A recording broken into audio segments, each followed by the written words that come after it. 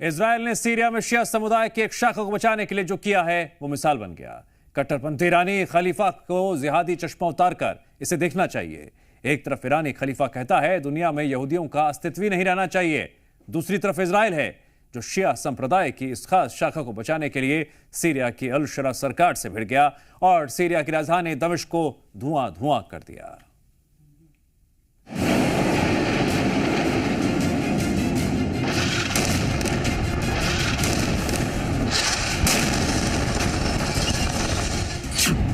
Israel ने Syria को फिर घुटने पर लाया, ड्रूजों को बचाने के लिए सीरिया को दहलाया। कौन है ड्रूजो जिसके लिए इजरायल ने किया हमला? बशर अल असद के सीरिया से भागने के बाद भी दमिश्क में शांति नहीं लौटी। आए दिन हिंसा, संघर्ष और युद्ध जैसे हालात बने रहते हैं। ताजा मामला ड्रूजो की समस्या को लेकर खड़ा हुआ है, जिसको लेकर इजरायल ने सीरियाई राजधानी दमिश्क को धुआं धुआं कर दिया। इजरायल ने सीरिया में 160 से अधिक हमले कर जोलानी सरकार को घुटने पर ला दिया। आखिर में अमेरिका के हस्तक्षेप से युद्ध विराम किया गया। अब सवाल उठता है कि कौन है ड्रूजो जिसके लिए इजरायल अचानक एक्टिव मोड में आ गया और इजरायल ने ड्रूज अल्पसंख्यकों की रक्षा का वादा करते हुए सीरिया पर जबरदस्त बमबारी की, यहां तक कि राजधानी दमिश्क भी बमबारी से दहल उठा। ड्रूज करीब 10 लाख लोगों का एक अरब संप्रदाय है। इस धार्मिक संप्रदाय की शुरुआत 10वीं शताब्दी में हुई थी और ये शिया संप्रदाय की शाखा इस्माइलवाद को मानते हैं। ये समुदाय सीरिया, लेबनान और इजरायल में रहता है। दक्षिणी सीरिया के स्वेदा प्रांत में ड्रूज बहुसंख्यक हैं। इनका इजरायली कब्जे वाले गोलान हाइट्स के ड्रूज समुदाय से घनिष्ठ संबंध है। गोलान हाइट्स में 20,000 से ज्यादा ड्रूज रहते हैं। बताया जा रहा है कि ड्रूज लोगों का सीरियाई सरकार से टकराने का लंबा इतिहास रहा है। सीरिया में बशर अल असद के तख्ता पलट के बाद सीरिया में राष्ट्रपति अहमद अल शरा का शासन आया। नई सरकार और ड्रूज के बीच संबंधों में तनाव पैदा होने की मुख्य वजह ड्रूज मिलिशिया का निरस्त्रीकरण है। सरकार और ड्रूज के बीच इस मुद्दे पर समझौता नहीं हो पा रहा। ऊपर से सीरिया के जिहादी सुन्नी मुस्लिम ड्रूज को देखना तक पसंद नहीं करते। दोनों के बीच तनाव में आग लगाने का काम किया ड्रूज युवा से हुई एक लूट ने।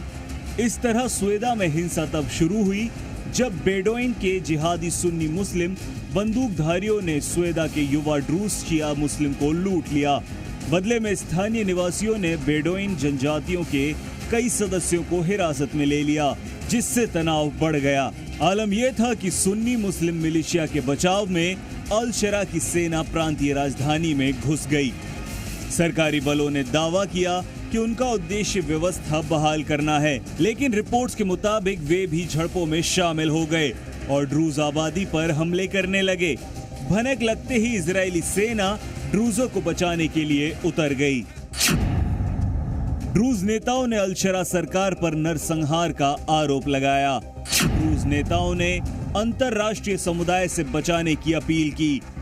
जवाब में इजरायल ने सीरियाई सेना को स्वेदा से बाहर निकालने के लिए हवाई हमले शुरू किए।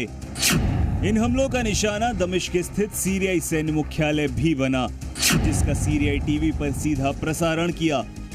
दमिश्क में एक न्यूज स्टूडियो पर भी हमला किया गया। रिपोर्ट के अनुसार इजरायल ने सीरिया में 160 से ज्यादा हवाई हमले किए।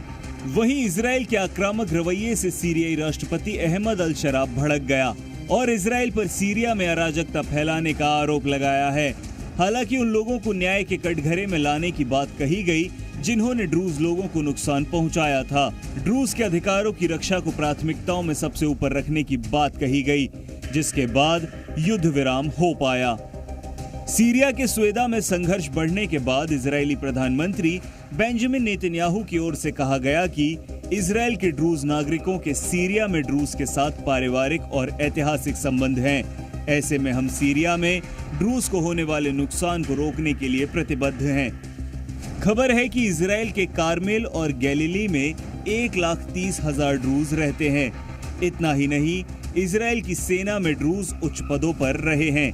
इसको आधार बनाते हुए और सीरियाई सरकार पर अपना प्रभाव बढ़ाने के लिए इजराइल ने ये हमले किए हैं। फिलहाल युद्ध विराम के बाद एक तूफान शांत हुआ है। ब्यूरो रिपोर्ट, जी मीडिया।